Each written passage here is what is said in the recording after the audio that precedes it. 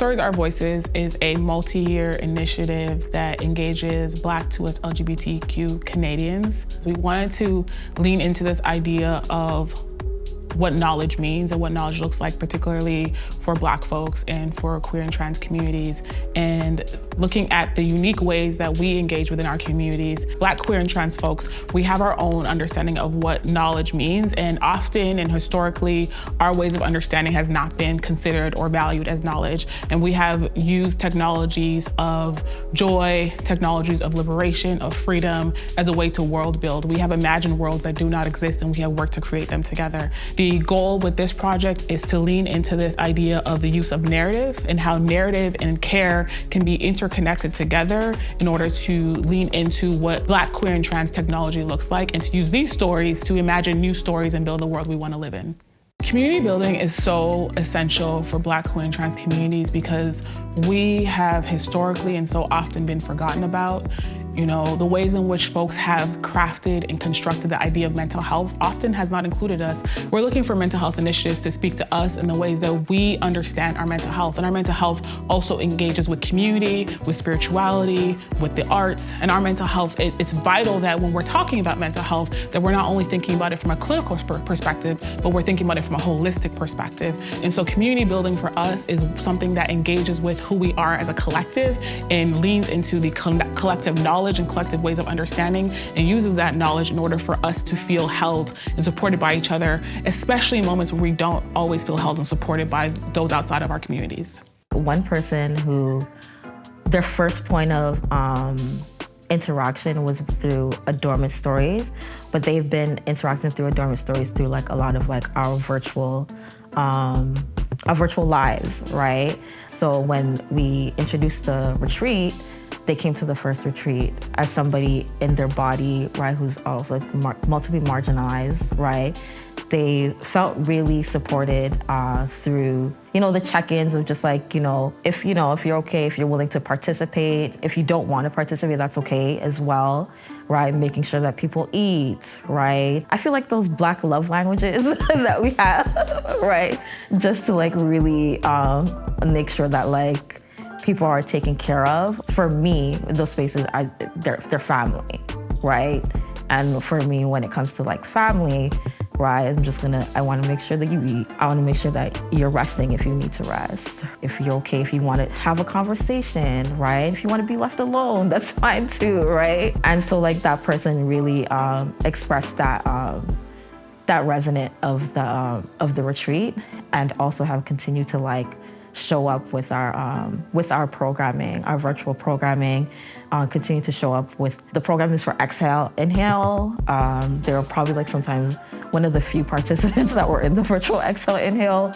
I was just like really appreciative to also see them and they also shared that resonance and their appreciation for just like, for our spaces. Past participants for like the leadership program, who've also continued to like facilitate, continue to be part of programmings as well. Fortunately, in the work that we do at Adornment Stories Collective, prior to starting the Our Stories, Our Voices project, we were able to learn about the communities that we work with. And something that we learned in our journey was that folks are really receptive to going deep, to deep diving, to being able to build meaningful and sustainable connections that happen within and outside of the space. And so when we thought about safety, we wanted to lean into this concept and construct. And when Rodney and I were first dreaming of this, what could this be? This was very much in the depths of the pandemic. So we were trying to dream outside of the world that we were even living at the time. And a conversation we had was about how do we create a space that folks really feel like they can show up as they are. And so when we think about safety, it's really holding the balance of these two understandings and two forms of wisdom, which is folks need a space where they can feel like they can open up and go deep dive with each other, and also they can bring the fullness and the holisticness of who they are. And when I say that, I don't just mean who they are as to us LGBTQ Black folks, but their unique likes, their unique dislikes, their tastes, and being able to show up with that. And so safety for us is being able to consider the whole person, whether it be in the food, whether it be in the language that's used, the way we speak to folks, the construction of the workshops, ensuring that facilitators are also members of the to us LGBTQ Black community, thinking about how do we in every aspect of how we're forming care, that we are centering safety and the safety of a whole person in what care looks like. I think there's a lot of care in taking care of people.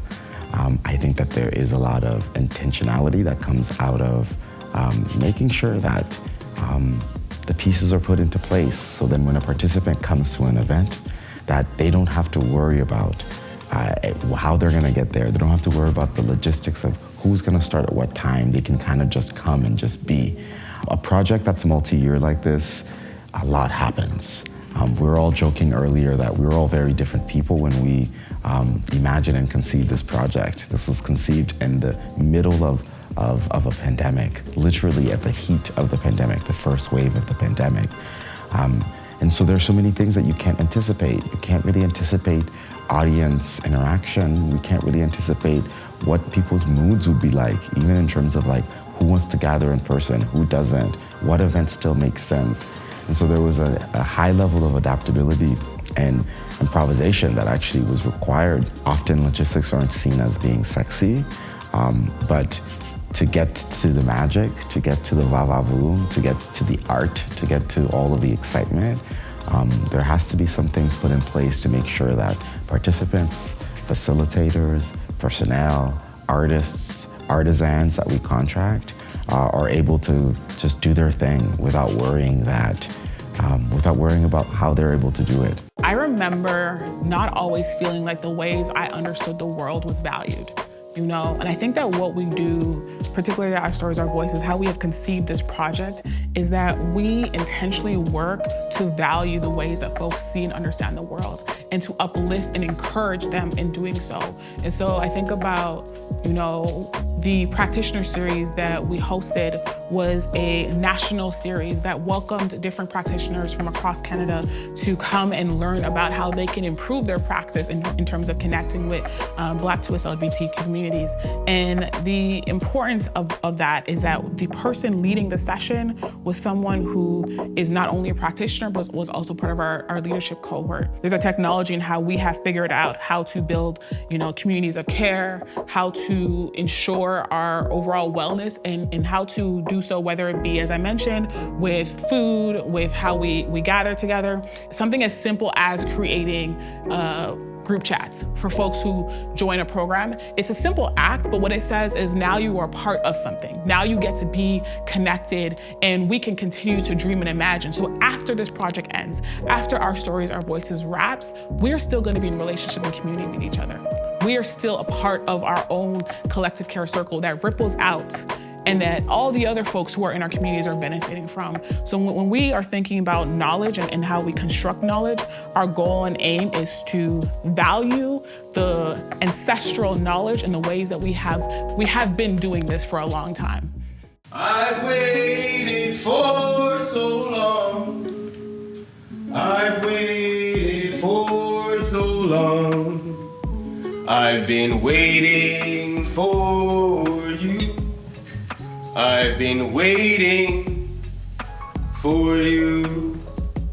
It was really easy for me to make the decision to come.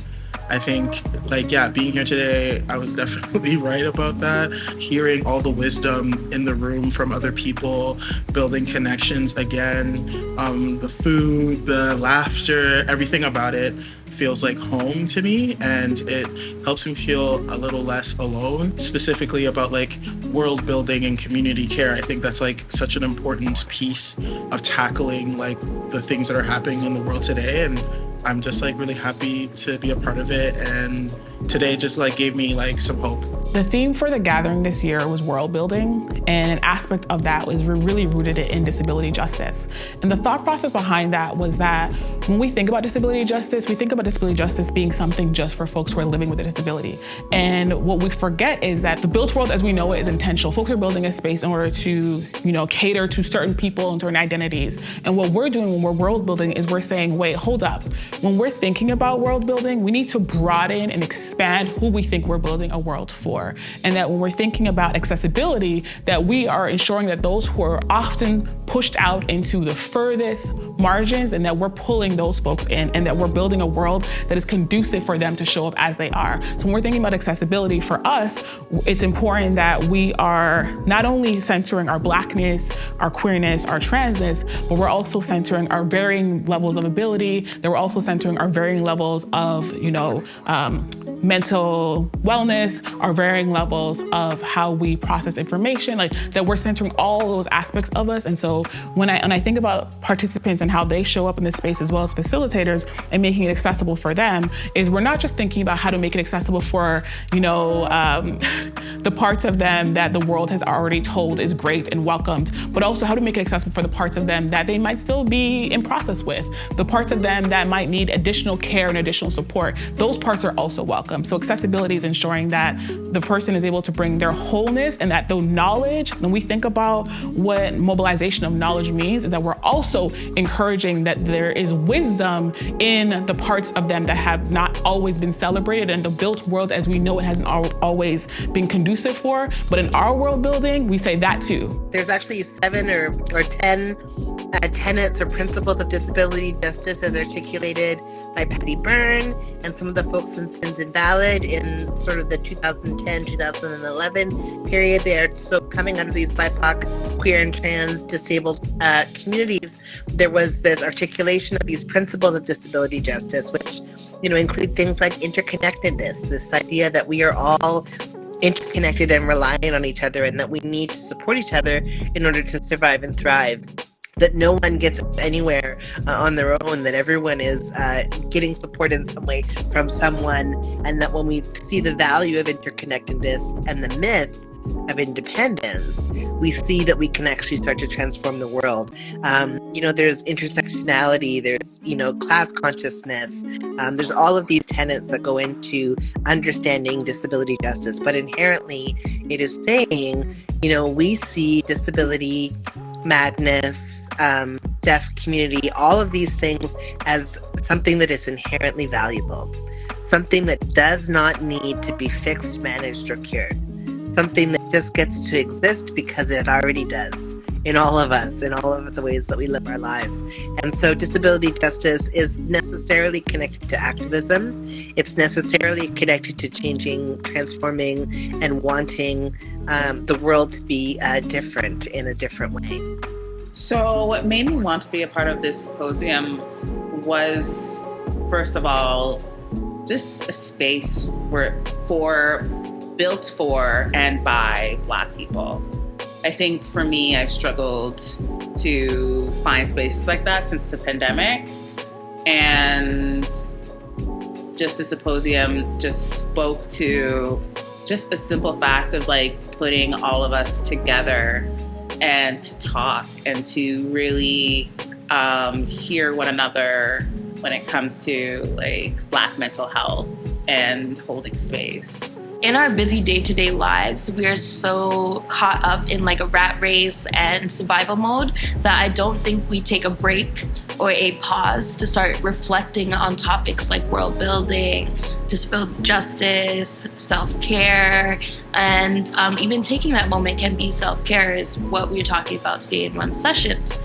Having different perspectives within the room gave me the ability to learn from others. Even though I might have not seen it that way, now I'm able to see it and also share with other people what I've learned within these sessions. So it's education that lives on, it's intergenerational wealth, it's intergenerational healing, and we are here for it. When I think about our stories, our voices, the word that comes to mind is care. Bell Hooks talks about this idea of living by a love ethic.